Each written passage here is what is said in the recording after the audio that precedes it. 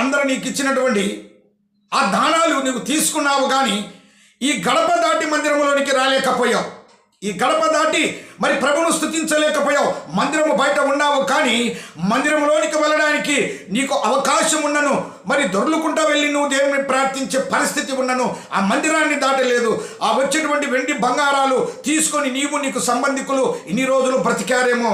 అయితే ఈ దినము ఆ వెండి బంగారాలు మా యొద్ద లేవు, కానీ నా వద్ద ఉన్నదే. దేవుని నామమునకు మహిమ కలుగును గాక. ప్రియమైన దేవుని బిడ్డ, ఈ ఉదయకాల సమయమందు నా ప్రియమైన బిడ్డలారా, మరి యవనస్తులారా, వినుచున్న పెద్దలారా, మరి పేతురు అనేటువంటి నా వద్ద ఉన్నదే అంటే నాకు కలిగినదే.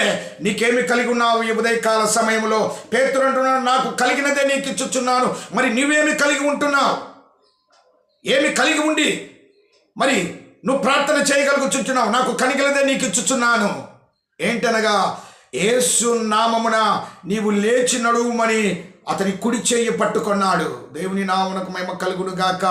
దేవుని బిడ్డలు ఎప్పుడైతే ప్రార్థించడము మొదలు పెడతారో, దేవుని శక్తి, దేవుని నామము కలిగి ఉంటాడో, అన్ని నామముల కన్నా పై నామము యేసు నామములో స్వస్థత కలదు, యేసు నామములో బలము కలదు, యేసు నామములో శక్తి కలదు, యేసు నామమున దయ్యములు వెళ్ళగొట్టడము, మరి దయ్యములు భయపడడం ఉంటుంది యేసు నామములో.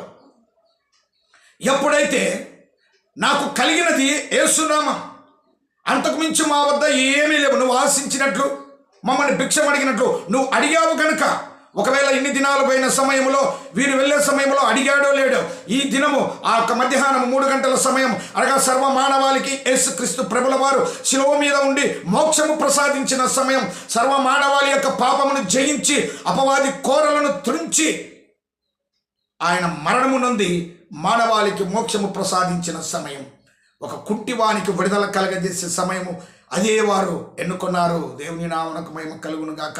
ఎప్పుడైతే వెండి బంగారములు మా వద్ద లేవు, మాకు కలిగినదే నీకు ఇచ్చుచున్నామని చెప్పి వాని కుడి చెయ్యి పట్టుకోగానే చీలమండలము పాదములు బలము పొందను.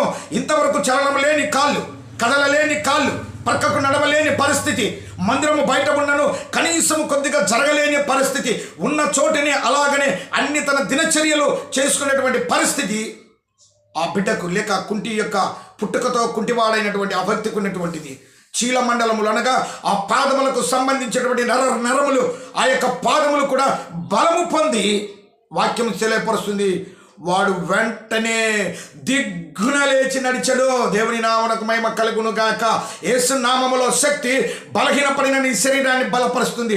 యేసు నామములో శక్తి లేవలేని నీ శరీరానికి సత్తువనిచ్చి లేపుతుంది. యేసు నామములో శక్తి బలమైన కార్యములు చేస్తుంది.